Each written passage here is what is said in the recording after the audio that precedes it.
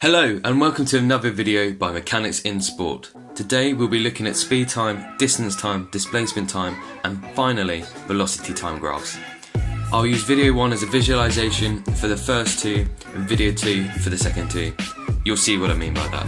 Video 1 I set off running at a constant speed and about here I suddenly up my pace. So for the first 5 seconds I ran 10 meters and then ran 15 meters in 3 seconds. So to draw this on a distance time graph, we need some axes. Time at the bottom, distance along the side. Distance being in meters and time in seconds. So I roughly draw on the numbers onto the axis. So after 5 seconds, I went 10 meters, which is here on the graph, and then 3 seconds later, I was 15 meters further. So I was at 25 meters after 8 seconds. Now starting at 0, because I hadn't moved after 0 seconds, I join up the points and that's it. But what can we do with this distance time graph? Well, we can find out how fast I was running, and we do this by looking at the gradient of the lines. Its gradient is change in y over change in x, in speed as distance or change in meters over time, change in seconds. So for the first 5 seconds the gradient is 10 minus 0 over 5 minus 0, which is 10 over 5 or 2 meters per second. Remember the units.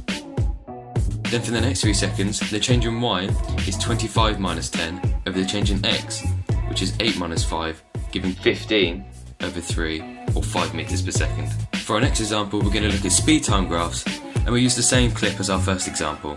So for the first 5 seconds, I ran at a constant speed, which just means I ran at the same speed of 2 meters per second. Then for the next 3 seconds, I uniformly accelerated to 6 meters per second. Uniformly just means at the same rate.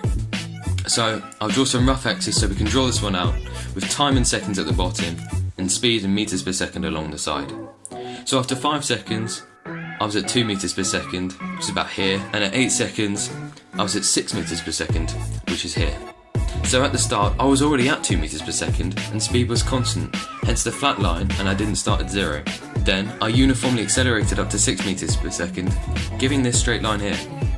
So, what can we learn from this graph?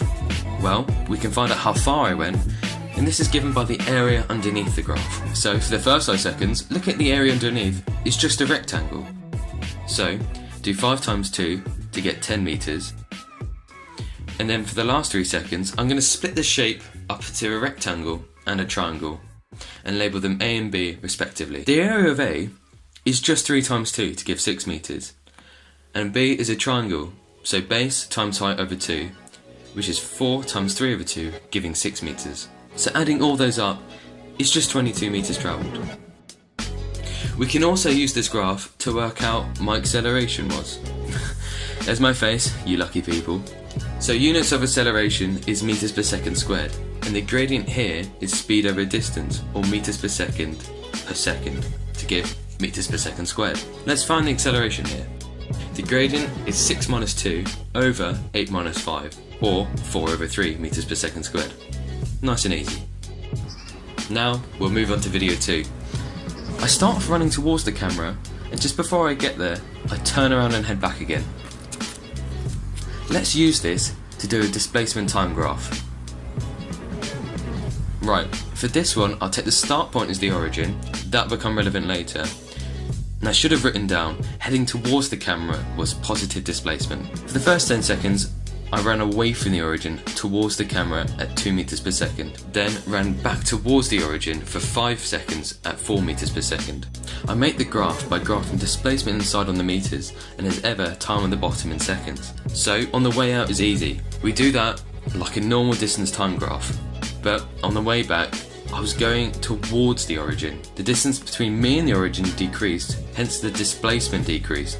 So I went back at 4 meters per second for 5 seconds, so made it back to the origin after 15 seconds overall. Now, what can we do with this graph?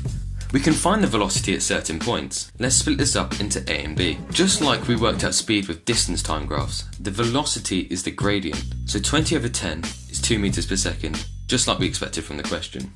Now B is slightly different. The gradient is minus 20 over 5. So even though my speed was 4 meters per second, my velocity was minus 4 meters per second as I was heading back towards the origin. So velocity is not the same thing as speed, and distance is not the same thing as displacement. These two are vectors, and these are scalars. The key difference being that vectors have direction. Moving on to our final example, velocity time graphs. I'll do the same as the last one and take the starting point to be the origin, and towards the camera is positive direction. I start at 6 meters per second running away from the origin, yeah, I made a mistake, and decelerated at 1 meters per second squared. On the way back, running towards the origin, I uniformly accelerated at 0.5 meters per second squared for 8 seconds. Graph time. And we're going to have to go negative for this one, with velocity on the side and time at the bottom. So the first bit is nice and simple. Every second my speed goes down by a meter per second. But when I turn around and head back to the origin, as I'm going in the opposite direction, my velocity becomes negative and decreasing by 0.5 meters per second for 8 seconds. So, can we find out the distance travelled? Yeah. We'll do this by splitting it up into A and B, and the distance is the area between the line and the time axis. A is 6 times 6 over 2, which is 18 meters, and B is 8 times 4 over 2, giving 16 meters, and adding those up gives 34 meters. But what is the displacement then? Well, that 18 meters was in a positive direction, and the 16 meters was in a negative direction. So 18 meters minus 16 meters is 2 meters. So I didn't quite make it back to the start point. I was still 2 meters away from it. If we wanted to, we could find out the deceleration and the acceleration by taking the gradients, but I've done many of those and I reckon you've got this one. I hope you liked this video, and if you did, check out the ones my mates have made on this channel, and if you've got any questions, leave them in the comments below and I'll answer them. Thanks for watching.